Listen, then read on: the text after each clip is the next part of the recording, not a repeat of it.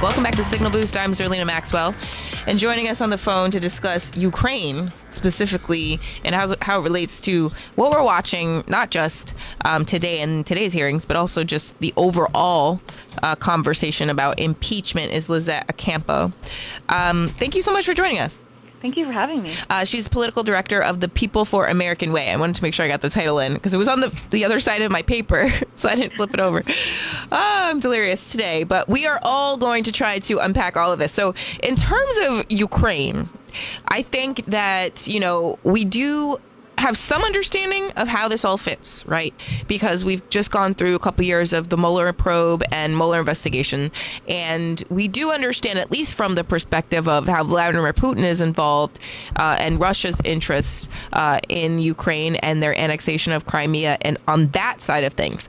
But in this moment, I feel like we do need to understand sort of what has happened in Ukraine recently to lead us here, because yesterday when I was watching the little press avail that President Trump did with the president of Ukraine, who's now going to be one of the most famous presidents of Ukraine ever in the history of the world, because now his name's always going to go down in this story. I think it's important to understand, how he sort of came to be in office. Like, what was the context surrounding these conversations that Trump was having with the newly elected president at the time? Well, that's something that we saw with the release of the report this morning, is that we learned more that Trump and the administration had been having conversations with Ukraine and had been sort of priming them on what Trump wanted and sort of the evidence that he wanted them to work on, the meetings that he wanted them to have.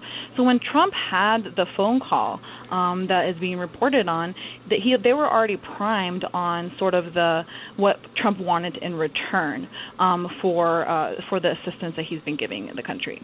It seems like, that's such a key point, because I think that what the administration is trying to do right now is basically say, what we released is not so bad. It's fine, even though that's not necessarily objectively true. But you're right to point out that there were other conversations happening all around this conversation that we now have the notes of, and that we subsequently have additional information because of the complaint that was released today. So in terms of, the other people that were having these conversations, in your view, do you think that, they need to come before Congress, like Rudy Giuliani, William Barr? I mean, I feel like, we're now in a political conversation as opposed to a legal conversation that may come later. But it feels like in this emergency moment, we need to at least hear from some of these other people that you said were having these conversations in addition to the president, to sort of set the premise and the conditions, the preconditions that Trump would even participate in the call. Because, as was revealed yesterday, the precondition was that he would be open to doing this investigation into Joe Biden.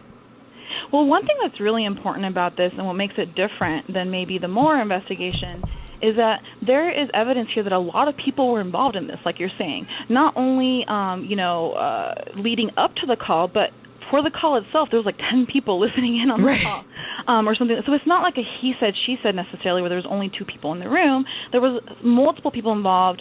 Like you mentioned, Rudy Giuliani. Obviously, the Attorney General is mentioned in this as well. So there's so many people involved in this. And one thing that's really important about that is that this situation is so much more clear for voters. I think that the Mueller investigation was long, it was really complicated, and I think with this situation, it is very clear, and the evidence is out there on sort of what is happening. And not only, you could argue about the quid pro quo piece of it, but the fact that he just solicited and asked for a foreign country to meddle in our elections, that in and of itself, regardless of all of looking into whether he was going to give them money for them looking into what he wanted them to do, all of that is very problematic against the law. And I think that our voters here in the United States, and Democrats in particular, want Congress to do something about it. They want to see Democrats standing up to this corruption. And I think that that's going to have an impact on our elections here at home. It definitely is going to have impact on our elections here at home, because it feels to me like we're through the looking glass, I guess is the expression, in terms of what we're trying to, the message we're trying to get across to the public in this moment, as people who are on the left, and we want, our base to be engaged and involved in the upcoming elections and involved in this process. We want to make sure that, we're pushing our elected officials to continue to hold this president accountable. I think that, obviously the calls and the activism to this point have brought us to a moment where we can say we have a majority of Democrats in favor of an impeachment inquiry. That was not something that was true even a week ago.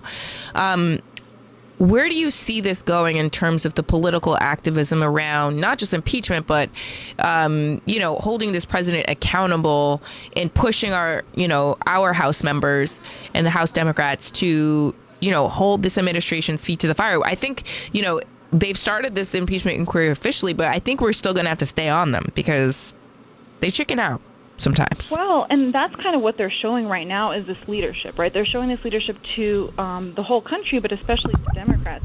Before this even happened, the Quinnipiac poll found that 61% of Democrats already favored impeachment before the speaker's announcement. So if you could even imagine post sort of all this work that they are doing to try to bring to light what has happened, I think that you're going to see Democrats supporting and being energized by this to turn out to the polls. But you're right, there's more to come, and we're going to continue to see the actions of the committees and how they move forward with finding the evidence on this. But it is an opportunity to show that we're not going to allow someone to think that they're above the law, especially the President of the United States, and then we're not going to allow corruption. We're not going to allow meddling in our elections. And I think those are strong points for the Democrats to stand on. And I think what we'll need to see is how much that energizes the Democratic base, because we know that the Trump side, their base is going to be energized. He does everything he can to make sure his side is energized. And the question is our side going to be energized enough to win?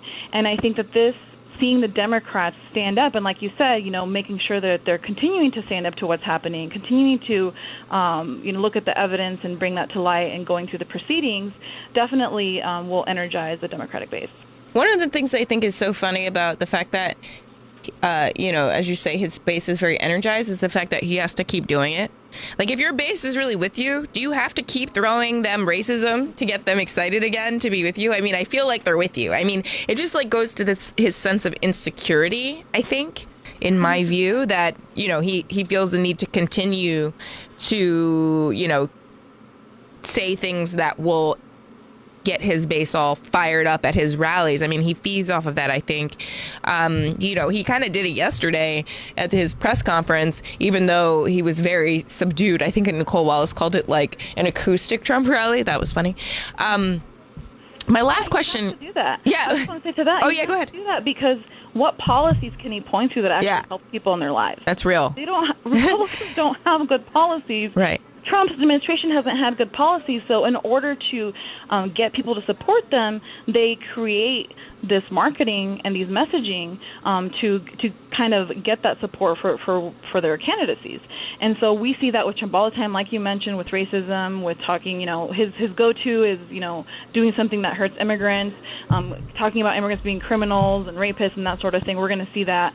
If you remember in 2018, he sent the National Guard to the border before the election. Yes, he did. So we're gonna see that continue. But yeah, that's definitely something they need to do because the policies themselves, and even when the Republicans controlled everything, didn't result in making people's lives better. I think that's so interesting it's so true what you say about the fact that Republicans did have control and they didn't do so many of the things that they're now complaining are not getting done because Mitch McConnell won't pass the bills Nancy Pelosi has already passed. My last question in the last minute here is about the fact that this Ukraine story feels different, right? It feels very different. It feels like, something where we're trying to prevent a future attack on our election, right? Not in the past. It's not Mueller. We're not looking back. We're looking forward.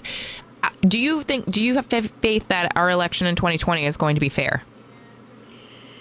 Wow. I think that's something that we are all trying to make sure that it's fair. Obviously, there's so many factors that we learned from 2016. And, part of his, conversations with Ukraine include sort of this whole 2016 issue. Like, one thing we found from the report is that he's even, the report said he was asking for servers and of what happened in 2016 that wasn't included in the memo that the White House had put out. But yeah, so I think that there's definitely, people are very concerned about the influences that we're going to have in 2020. And I think they're concerned about sort of this fake news, the different influences that try to spread sort of divisive issues. And I think it's really going to take all of us together to, make sure we're spreading the correct messages, and that we unite together to try to defeat Donald Trump. Yeah. I'm with you there. Thank you so much, Lizet Ocampo. She's the political director for the People for the American Way.